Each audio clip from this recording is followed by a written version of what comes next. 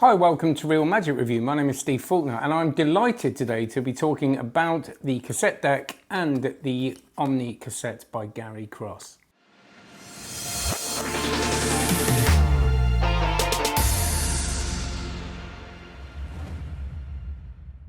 Before we do this, like, if you want to, subscribe to it if you want to do that, which I think you should, and click the little bell icon because I'm going to start going live soon and that's going to be fun.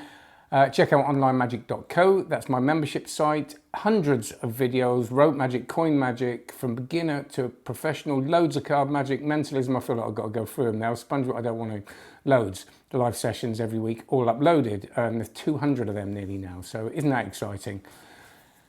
Now, Instagram at Steve Faulkner, and the podcast. Search Steve Faulkner's Magic Show wherever you get your podcasts, or hit the links below. Just did one with Jack Rhodes, Britain's Got Talent, and YouTube Success, and that's a corker, as was the one before that with Rob James, as the one before that, and it goes on and on. Have a look at them, please, and give feedback and give them a 5-star review. Thanks. Right. I'm delighted to be talking about this because what's the word? Why do I forget words? Simple words, disclosure, that's it. Gaz, who made this, who spent a long time making, researching, getting it right. A lot of blood, sweat and tears went into this. I know this because, this is a disclosure bit, Gaz is a student of mine, comes to loads of the live sessions and was giving it to people to test. I didn't want to do that because I didn't want to kind of bias it. It's going to be a bit biased in it because we can't help it. Gaz is lovely, it's a good trick, and I feel like I'm going to say nice things about it, but it's not perfect. He has been months and months working on this, wanting to do it independently, got loads of advice from creators, from magic dealers, and this is the result. Now, it's been an interesting one because when I first saw this, I really did think it was the type of trick I wouldn't be that interested in. That doesn't mean it's a bad trick at all. There's loads of tricks I'm not that interested in that are brilliant. And I know this plays well because the people that Gaz gave it to go out and perform with are doing it now, getting great results, and they're good performers, all right? But it just, I thought, it's just another deck of cards that's music instead of suits and things like that, but there's more to it. The first thing is, I know that Gaz created this from his love for music. When I say love for music, it's not, we all like music, don't we? But you know, one of my early experiences with Gaz was him doing a video of dancing to YMCA. So he's a fun person, and that is reflected in this trick. So I've got that image now of him dancing to YMCA, and it's thrown me off a little bit. Yes, so there's this whole idea of the music being on the cards, which it's not the first time we've seen that. But then, when I started watching the tutorials, and there are a lot of tutorials, when he said how many hours of tutorials there were, I was upset. But then you go on the page and they're all separated into different videos, which is great because you can kind of watch the first couple and then, you know, go through them at your own pace, but be doing stuff with this straight away. So why is it not just bands instead of, suits? Well, what it kind of is that, but it's not just bands and we can force a band, etc. First of all, the big thing is, the two things are this cassette idea. Now again, I was like, what? Well, that's not very relevant, isn't it? That is the point. This is a retro, fun, nostalgic trick. Using nostalgic trick. So the whole point is, you go, look at these, and everybody goes, wow, you know, I performed this for Helen, my partner, and she loved it earlier on. And that's saying a lot. Not that she doesn't love magic, but, you know, she's honest with me. And you've got this whole thing, and you've got the handwritten, which you don't have to write on, by the way, they're printed, but they're handwritten bands on there. They're bands from different eras, so, you know, it doesn't just appeal to one person. You can talk them out. There's going to be about that. There's going to be bands that people haven't heard of, but they're colourful and fun, and they look great and novel. And I think that's the disarming thing, because they just look like a fun thing. There's so much going on. I'm looking at that crib there at the moment, which you probably won't need to use, but it's there if you want it. These have got, on the other side, they've got these kind of best of album covers. This originally started life as a normal deck of cards and the cassettes on the back. And because of that, Gaz had this size stebbing stack that he used, and he's translated that to these cards. So all these cards are kind of linked to their original playing card in the stack, which for some routines is going to be important, but it's quite a nice thing that he's built into this. This is a marked deck, so every time I look at these, there's a lot of information, not the information you think. So a lot of marked decks, this isn't a bad or good thing, it's just a different thing. There's a busy pattern and you kind of read the marks in the busy pattern. This is so clear, there's nothing to hide, but what I can do by looking at these, when it's in this size stebbing stack, is I can look at, well, I can see the original card it would have been in the stack, which is quite a fun thing, and there are different uses for that. But I can also see the card that's on the back of it, and I can see the card that they would have chosen. So you know, they choose a card, and while they're looking at it, I know what card they've got. It's kind of like an easy version of a mem deck. Now, my first thing when I thought about this was, well, they're all different on the back, so they're also all different here. So what's stopping them from thinking, oh, he's just memorized the different faces and backs? Well, nothing.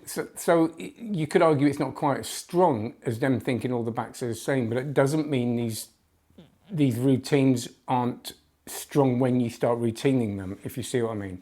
So Gaz doesn't spend that long saying, look, you know what card they're going to pick. It's more about then what you do with it, which kind of builds the deception on top. So with this, and we're going to talk about the Omni thing because that's better than I thought as well. With this, he's got different, and again, this is not the first time we've seen this, and he's said who he's been inspired by. He's got a version of Out of This World, which instead of red and blacks, the bands are solo artists and bands. And that's quite a nice thing because you can't see the difference until you tell people and you go, oh yeah, they've got, and they're going to know straight away. They're not going to kind of go, are they a band? So that's a really nice thing. He's got ESP routines. So these images here, not obvious when you look at them, do actually have pairs. There are pairs in there. So you can do a pair matching routine. You can do an ESP. You don't necessarily do it as an ESP routine, but you can then translate all of this. There's the from original card routines. There's the Chicago opener routine, which again is such a great trick. Red Hot Mama, Al Leach's Red Hot Mama Chicago opener. But it's way better than I thought because with this you get a couple of gas cards. You get, I won't go through all of them, but you get this kind of black and white card, which is great. And he talks about dropping a magnet and wiping the card, and you use the magnet in the routine if you want to do his actual routine. It's only a tiny little magnet. You can go and get one, but you don't have to do that. You can do it a different way. But he teaches that, and everything has this kind of relevance. And there are loads of more routines. A version of Simon Aronson's shuffleboard, this routine where they choose different packs, they're shuffled, face up, face down, and then you've got this revelation at the end that you open up that says there are 25 cassettes facing up. There are how many solo artists left, which means the rest are, and then this kicker is the rest are solo artists, sorry, and the kicker is you turn it over because you've got it wrong, except for Oasis. That makes no sense probably, but let's not break the tradition. And there is more. Now the routines you get, Gaz spends a lot of time. He kind of goes through it in real time with you, even kind of sorting the deck into stack. You don't have to have it in the stack. You can get it all mixed up and you can do a lot of these routines with it. In the Out of This World, he kind of gets them into the situation you need them in front of them and in this sort of way that's justified. So you've got all that. Now, are they as strong as the card versions? They're just different. Like I said, it feels different. They feel thicker and more substantial is the wrong word, I think, but they don't feel like normal playing cards. It doesn't matter if they think that they're just cards with cassettes printed on them and that printed on the back. That's fine. That's not what we're doing here. We're not seriously trying to pull the wool over people's eyes. We're doing a fun trick that's going to fool them and is going to deceive them and, importantly, entertain them if this fits your performance style. So you've got all the things you need there. Let's talk about this. Now, when I first saw this, I was thinking, oh, it's just somebody else banging a plastic thing in there instead of a deck of cards. But the first thing is, and I'm not saying I don't know loads of different Omni routines, but there's a relevance to this. And I love the original Omni deck. I don't need to be a relevance to it, but I like the fact that when they think that they're holding a deck of cards in their hand with a card on top of it, and there's this whole process, and I suggest looking at Gaz's routine because there's a lot in this. I thought, oh, I'll just stick it under there when they're not looking, but he does this whole thing where You get it wrong once, they think they're holding half the deck, you go, all right, we know it's in this half the deck, so can you lift your hand up and is it on the top one? They say no. You say, is it the bottom one? They go for this, they're holding this for ages, they're even looking at it. And then when they turn around to look at the bottom card, they realise it's this plastic cassette and the revelation is etched into here. This is a sticker you get with it. There are routines you can do with the sticker on it and without, but that is a corker. It's great. I performed it for Helen and she was holding this thing for ages, and afterwards she said, did you mean to get it wrong? And she knows a lot of my nonsense. She generally thought the whole thing was going wrong. So when she turned this over, it was this slow kind of weird, eerie revelation, and she just went, that's brilliant. And she's seen Omni deck. She didn't put the two tricks together at all. What she did say was, I love tricks where you end up with this thing in your hand. Magic tricks. So, sorry.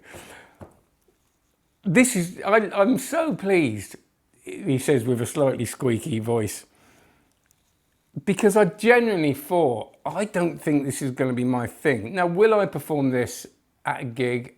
I probably won't, not because of the quality of it, because it's great. I know it kills because, you know, Pete and Gid and people on the course have been going out and doing it again and again, and that's in their set now. I just don't want to add more stuff. What I do at certain gigs, absolutely. The bands that he's chosen, there's some great ones in there that you wouldn't necessarily think are that obvious.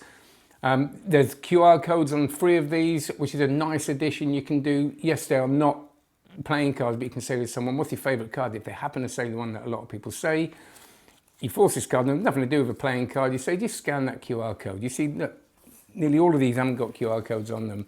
Only another 2, but they probably won't see them anyway. And they see a thing saying Queen of Hearts. There's one that says Happy Birthday with an animation, and there's one that's got an animation of a wedding anniversary. So you can use them in different ways. There is so much in this, and as I said, Gaz has put a lot of work into it, and that doesn't mean it's good, does it? People can put a lot of work into stuff and it not be very good, but because he cares about it, he wanted to know what people thought. Are you getting responses? Are people liking them? That was really important to him. He's not just going to say it's going to kill if he doesn't know it does. And I know, I've seen the footage of him killing with it, but also of you know, Gid and Peter from the course that are going out gigging, you know, every week with this thing. So, lot there, not for everybody, I know, and as Gaz says, he knows it's not going to sort of change the face of magic, but like Gaz, and this goes to what I first thought, it's great fun, it's magical, and it's a little bit difficult to understand until you get to know it. And I mean that in the best possible way. I don't mean that really, Gaz, you're lovely, but there you go. And as he says, it's totally not going to change the face of magic, but if you get this, there's a lot you can do with it. All those different routines to me are building up to this Omni. You can buy this without the Omni addition, but I really, really recommend that. I think it's on sale on his site at the moment. It's not cheap, it's like 50 quid or something, 55 quid. But that's because he makes it all himself, he prints it, there's no kind of, you know, big company behind this. So you got a good solid trick here, loads of fun if you're that kind of performer. It uses music which everybody can relate to, there's emotion built into it if you want it, there's mentalism routines, all that kind of stuff, there's just loads of stuff. And again, you know, I know you're going to think I'm biased, I'm not saying this is got to change everything, and I know I've said that 3 times, but when it's someone I know, I do have to kind of hammer that home. I just think it's a fun thing, well made, and you know, I like it when a magic trick reflects the person that's made it because of what they've put into it. So you've got all the information you need now. You have a look, but go and have a look at his site anyway, will you? Because, you know, when people are working independently, we should have a look. There's some really interesting stuff coming out. He's got a lovely deck switcher, which again, there's more to it than you think. So have a look at that.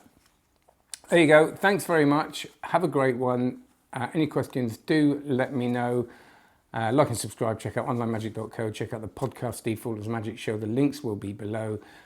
And Instagram at Steve Faulkner. Take care. Bye.